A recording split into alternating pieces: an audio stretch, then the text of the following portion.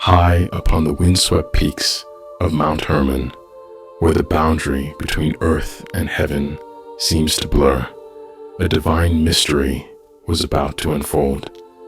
This mountain, silent and majestic, had long been a place of solitude and reflection, but on this fateful day, it was to become the stage for an unparalleled revelation, the Transfiguration of Jesus.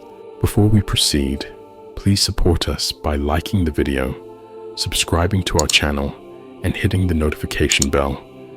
Your kind gesture will give us the motivation and encouragement we need to continue creating content. Thank you. Now, let's dive back into exploring the Transfiguration of Jesus on the mountaintop. Jesus, having shared so many profound teachings with his disciples, now chose to reveal a glimpse of his true nature.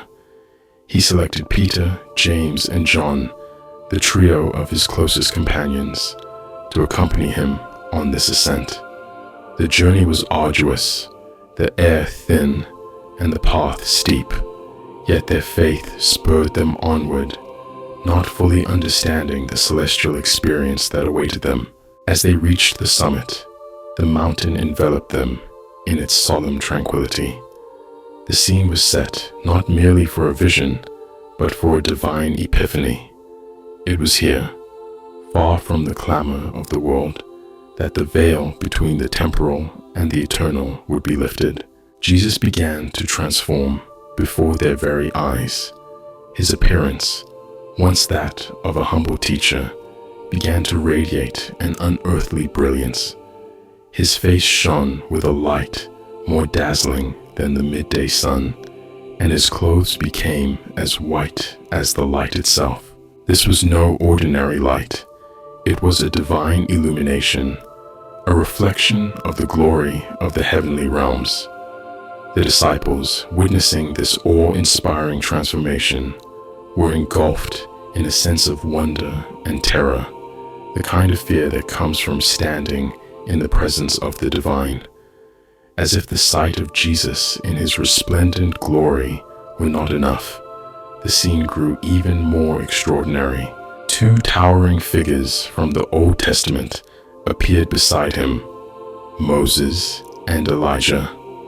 Their arrival was not a mere coincidence, but a profound testament to the fulfillment of ancient prophecies. Moses, the great lawgiver, and Elijah, the fiery prophet, were symbols of the law and the prophets, the very foundations of the Jewish faith. Their presence underscored Jesus' role as the culmination of their messages. The conversation between Jesus, Moses, and Elijah was more than just a celestial meeting. It was a discourse about the forthcoming sacrifice that Jesus was to make. They spoke of his departure, a euphemistic reference to his impending suffering, death, and resurrection. This divine dialogue illuminated the path of redemption that Jesus was about to undertake, a path that would lead to the salvation of humanity. Peter, overwhelmed by the divine majesty before him, could scarcely comprehend the enormity of the moment. In his awe, he blurted out, "Lord, it is good for us to be here.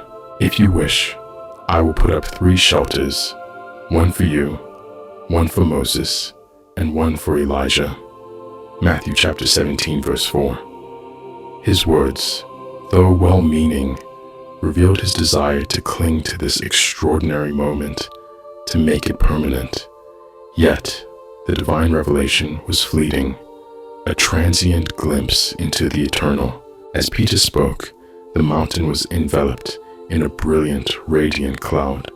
From this cloud came a voice, thunderous yet tender, commanding yet comforting. "This is my Son, whom I love. With him I am well pleased. Listen to him." Matthew chapter 17, verse 5. The voice of God the Father rang out with divine authority, affirming Jesus' identity as his beloved Son. This divine proclamation was not just a statement of Jesus' sonship, but a command for the disciples to heed his teachings and recognize his divine authority. The disciples fell face down, paralyzed by a mixture of fear and reverence.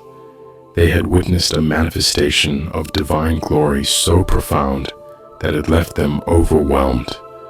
This experience was not just a visual spectacle, it was a spiritual encounter that redefined their understanding of Jesus. They had seen the veil of his humanity lifted and had glimpsed the divine glory that lay behind it. In the wake of the divine proclamation and the overwhelming experience, Jesus approached his disciples. He touched them gently, reassuring them, "Get up, don't be afraid." Matthew chapter 17, verse 7. As they looked up, the vision of Jesus' transfigured form had vanished, replaced by the familiar appearance of their master. The mountain, once a place of celestial revelation, now returned to its tranquil silence. The descent from the mountain was not merely a return to the ordinary, it was a journey back to the world with a renewed understanding of Jesus' true nature. The Transfiguration was a divine affirmation of Jesus' identity and mission, a glimpse into the glory that would ultimately be revealed in his resurrection. The significance of the Transfiguration extends beyond its immediate context. It serves as a powerful reminder of the divine majesty of Jesus, affirming his role as the fulfillment of the law and the prophets. It is a moment that invites us to look beyond the ordinary and recognize the eternal glory that lies behind the veil of human experience. The Transfiguration stands as a testament to the divine affirmation of Jesus' sonship and the profound truth of his mission.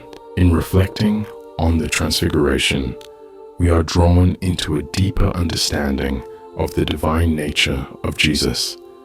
It is a call to recognize the majesty of the one who came to redeem humanity, a reminder of the eternal glory that is his by right.